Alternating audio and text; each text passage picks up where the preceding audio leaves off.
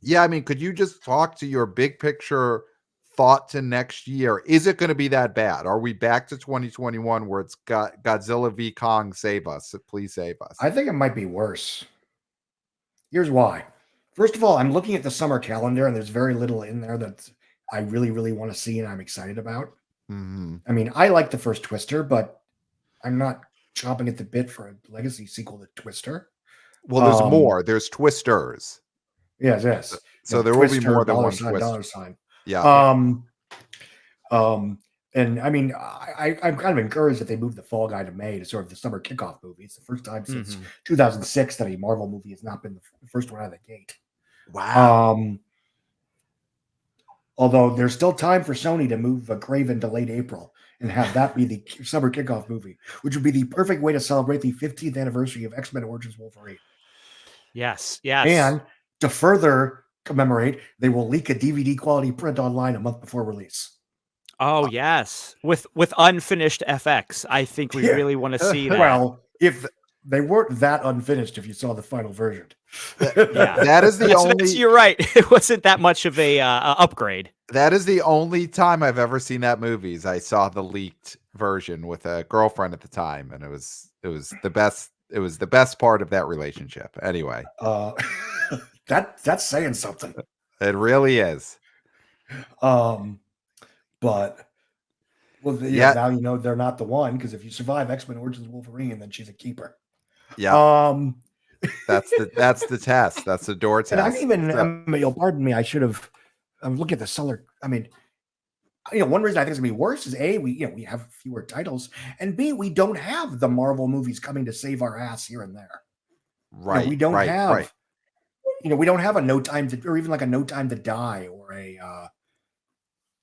or a Shang-Chi, or a, I mean, again, I guess maybe Deadpool, maybe Joker, maybe, but there's a lot less surefire hits in especially summer 2024, Right. which just looks, it's like, oh boy, a Quiet Place spinoff, neat, a Garfield movie, okay, a Furiosa prequel. I mean, I don't think anyone offline has any interest whatsoever in that.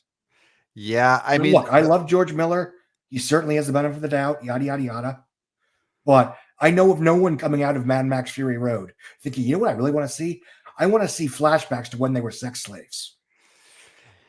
Yeah, that is a tough sell. They're going to have to not use what you just said as the log line for sure. Yeah. But they're going to have to really, although, you know what?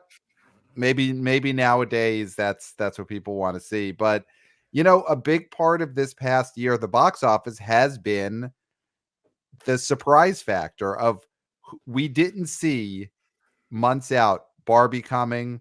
We didn't see Sound of Freedom coming. We didn't see Five Nights at Freddy's coming. We didn't see Taylor Swift, the Eras Tour, the movie coming.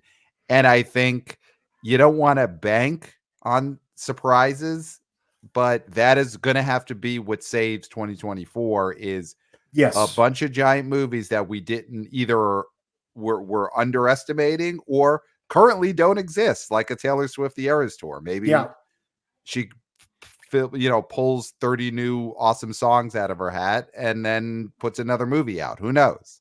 Well, that's why, tour shot in IMAX cameras. Yes. I mean, listen, who knows? I mean, the thing about the Marvels that were coming out next year were that those weren't surefires, because you had Thunderbolts, and then you had the Captain America without actual Captain America, right? So neither of those were slam doinks. So that's the thing, is that even if they would have stayed in their 2024 dates, I don't know if that would have saved the box office the way Marvel used to. I just don't think. I think this was a problem with Marvel scheduling, that other than Deadpool 3, they didn't have any surefire sequels.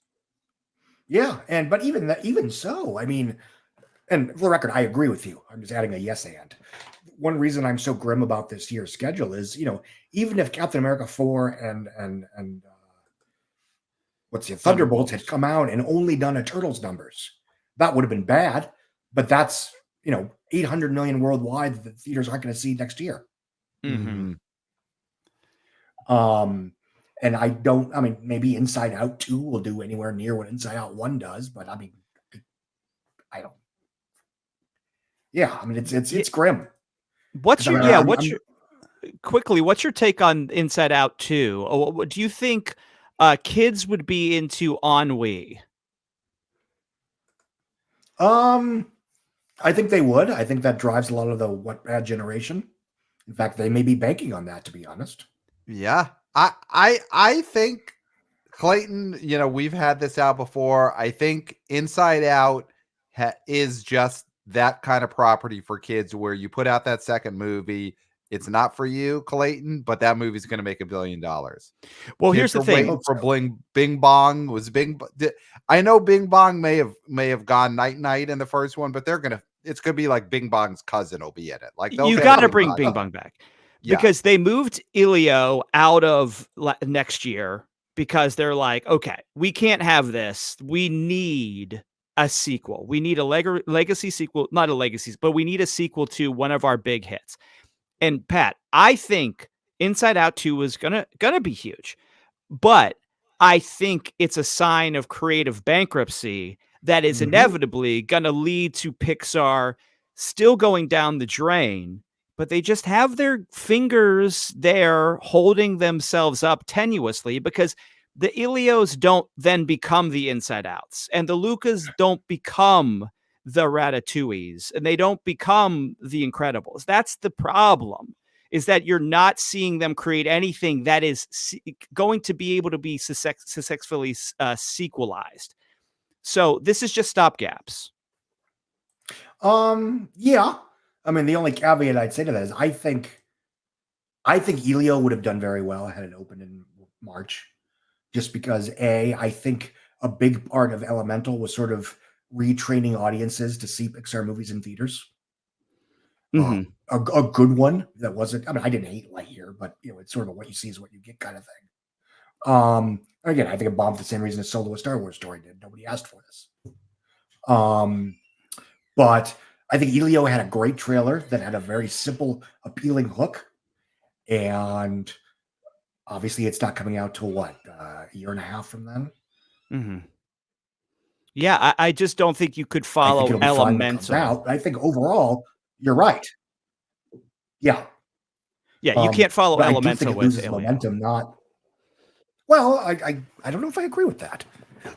Just again, I think the hope was that Elemental was so leggy and eventually beloved that the next one out of the gate benefits from that. But I don't know. We'll never know because they moved it a year and a half. Pat, we can't hear you. Sorry, what was that? I was just telling Pat we couldn't hear him. Okay. So, no, I agree. It basically Elementals wash that bad taste out of everyone's mouth.